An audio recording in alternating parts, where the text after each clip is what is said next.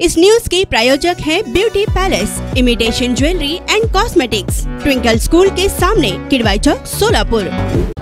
सांगितलं ना की प्रणितीताई या अतिशय चांगल्या लोकप्रतिनिधी आहेत आणि गेली 15 वर्ष ते सोलापूर शहर मध्यच्या माध्यमातून विधानसभेमध्ये सोलापूरच्या विकासासाठी काम करतायत। या गेली 10 वर्ष आपण पाहतो विकासाचं नाव या जिल्ह्यामध्ये आणि या शहरामध्ये नाही।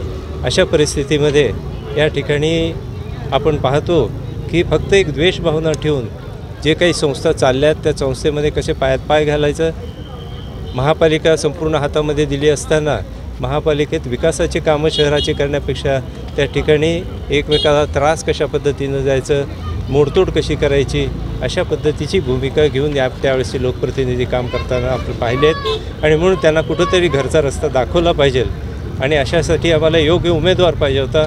प्रणितीताईच्या माध्यमातून काँग्रेसने एक चांगला उमेदवार दिलेला आहे आणि आम्ही म्हणून सर्व साखर कारखान्याचे जे सभासद शेतकरी आहेत, कामगार आहेत आणि मोठ्या संख्येने आमचे हितचिंतक या सोलापूर लोकसभेच्या मतदारसंघात, म्हणजे जो सोलापूरचा लोकसभा मतदारसंघ आहे तो कारखान्याचं पूर्ण कार्यक्षेत्र आहे, त्यामुळे या ठिकाणचे सभासद, बिगर सभासद सर्व शेतकरी वर्ग प्रणितीताईंच्या मागं खंबीरपणे उभारले। पाडण्यासाठी भाजपच्या कोणत्या मुख्य नेत्याचा हात होता किंवा पाठिंबा होता? नाही, ह्या प्रश्नापेक्षा आपल्याला सगळ्यांना माहीत आहे की स्वतः फडणवीस या ठिकाणी याच कॅम्पसमध्ये येऊन त्यांनी सांगितलं होतं की हे 4 दिवसात तुम्हाला चांगली गोड बातमी मिळेल।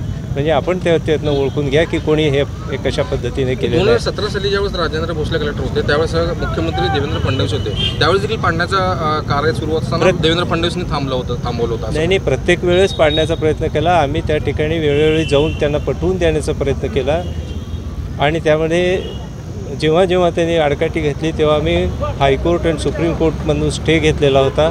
वास्तविक पाहता कुठल्याही कोर्टाची ऑर्डर नाही, एक दिशाभूल केली जाते की कोर्टाने पाडा म्हणून सांगितलं होतं। कोणीही कोर्टाची ऑर्डर कुठली, आजही कोणी मला कोर्टाची ऑर्डर दाखवावी, मी माझे शब्द मागं घ्यायला तयार आहे। परंतु त्या व्यतिरिक्त एक सहकारी साखर कारखाना लोकप्रतिनिधींना लक्षात यायला पाहिजे होतं की एका सहकारी साखर कारखान्यामुळे किती लोक रस्त्यावर येणार आहेत आणि जवळजवळ 2 ते 2.5 हजार कुटुंब, कामगार हे रस्त्यावर येणार आहेत। अशा सगळं सांगूनसुद्धा एअर एव्हिएशन नवी दिल्लीचं ऑर्डर होती, कोर्टाची तर ऑर्डर नव्हतीच, परंतु एअर एव्हिएशननी दिलं होतं की NTPCची चिमणी आडवी येते म्हणून कुठलेही अडथळे पाडण्याची गडबड करू नका।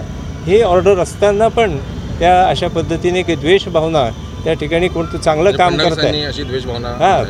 आणि भाजपचे आमदार जे विद्यमान आमदार होते विजयकुमार देशमुख यांनी तुम्हाला काय म्हणजे एक लिंगायत आहे त्यांनी कोणी कोऑपरेट केलेलंच नाही ना। लोकप्रतिनिधी सोलापुरातले जे लोकप्रतिनिधी आहेत त्यांनी कोणी आता बदला घ्यायची वेळ आली असं तुम्ही म्हटलंय? नाही की जे विकासानं काम करता असे संस्था बंद पडणारे काम करणार असतील तर असे लोकप्रतिनिधी काय कामाचे, त्यांना घरी पाठवलं पाहिजे।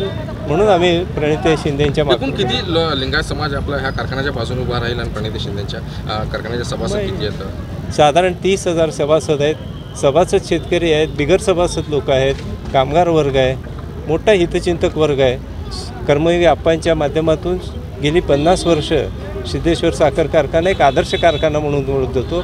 अशा कारखान्याला मोडकळीत आणण्यासाठी त्या ठिकाणी त्यांनी चिमणी पाडली। नक्कीच त्यामुळे काही कारखाना बंद पडला नाही, उलट कारखाना चालू झाला, पण विमानतळ अजूनही त्यांना चालू करता आलं नाही।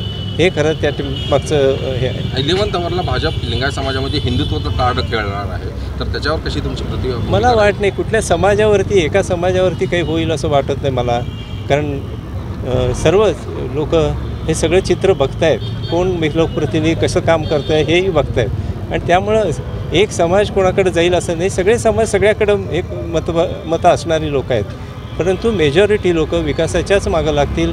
कशा पद्धतीनं ह्या शहराचा, ह्या जिल्ह्याचा विकास होईल, पाण्याचा प्रश्न कसं सोडला जाईल, महापालिकेच्या मधून शहरातला विकास, स्मार्ट सिटी म्हणाले, स्मार्ट सिटीचा सगळा पैसा आला, सगळा संपला, परंतु स्मार्ट सिटी काही होऊ शकली नाही।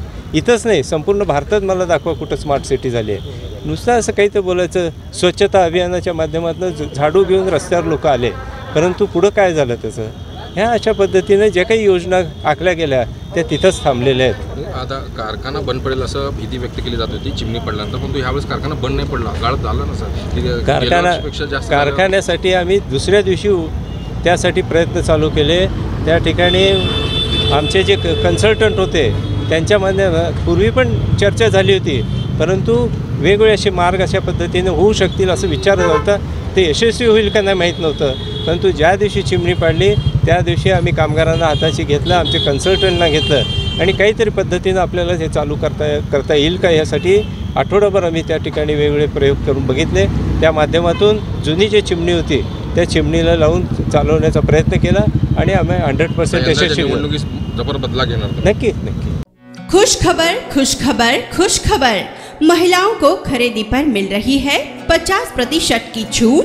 ब्यूटी पैलेस का बम्पर ऑफर। अपनी शादी को शानदार बनाने के लिए दुल्हन के लिए ब्यूटी पैलेस लेकर आया है एक अलग ही प्रकार का दुल्हन सेट। साथ ही साथ आप अपने त्योहारों की खुशी भी ब्यूटी पैलेस में खरीदी करके मना सकती हैं।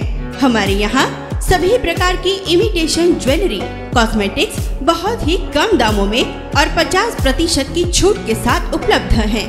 चूड़ियाँ, शानदार रिंग्स, झुमके, पर्स, बैग्स, नेकलेस, दुल्हन सेट, साथ ही साथ अमेरिकन डायमंड की हर प्रकार की ज्वेलरी आपको मिल रही है 50% के डिस्काउंट के साथ। तो एक बार हमारे ब्यूटी पैलेस में जरूर आइएगा। हमारा पता ट्विंकल स्कूल के सामने, किडवाई चौक, सोलापुर।